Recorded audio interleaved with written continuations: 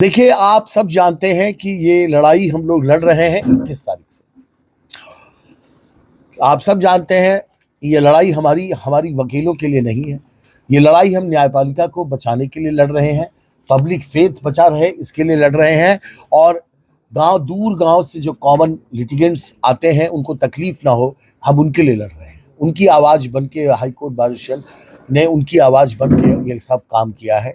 हमारा अपना इसमें व्यक्तिगत कोई स्वार्थ नहीं है, वकीलों का इसमें कोई इंटरेस्ट नहीं था, कोई अपना व्यक्तिगत इंटरेस्ट नहीं है। वर्तमान परिस्थिति हुई इसलिए मैं 11 बजे मैं लौटा हूँ आज, और हमारी ये एग्जीक्यूटिव काउंसिल की मीटिंग, इमरजेंट मीटिंग हम लोगों ने कन्वीन की थी, और ये मीटिंग अभी 1 बजे के करीब हुई है और ख़त्म हुआ है। इस मीटिंग में जो फैसले लिए गए उसमें नंबर 1, हम आज के दिन को 28 मार्च को जब ये फैसला आया है, इसको हम blackest day in the history of Indian judicial system कहते हैं। यही हमारा फैसला है कि ये हमारे लिए ये फैसला blackest day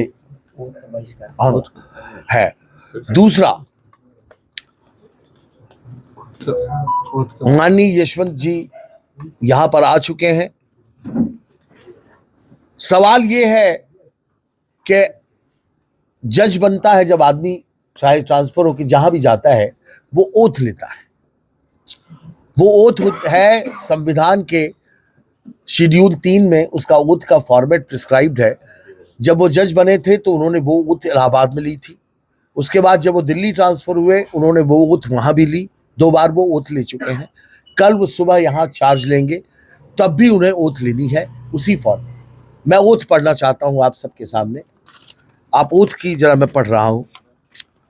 I, so and so, having been appointed as a judge of the High Court at so and so, swear in the name of God that I will bear true faith and allegiance to the Constitution of India as by law established, that I will uphold the sovereignty and integrity of India, that I will duly and faithfully and to the best of my ability, knowledge and judgment perform the duties of my office.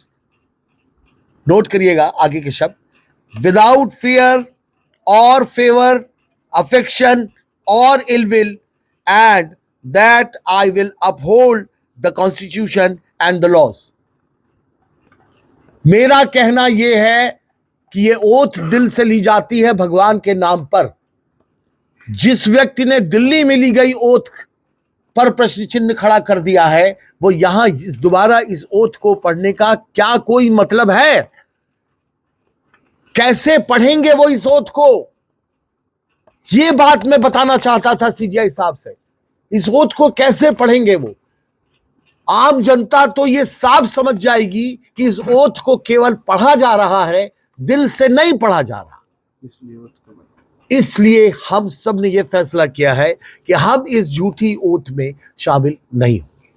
हम oath में नहीं जाएंगे, oath का बहिष्कार करेंगे। यह हमारा आज का रिजोल्यूशन है। तीसरा, हम ओथ कॉमन मैन की लड़ाई लड़ रहे हैं।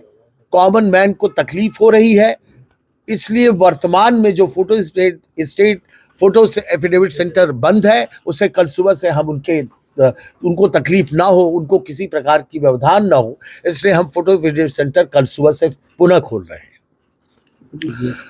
लास्ट है कि सीजीआई साहब को और कॉलेजियम को हम आभार व्यक्त कर रहे हैं।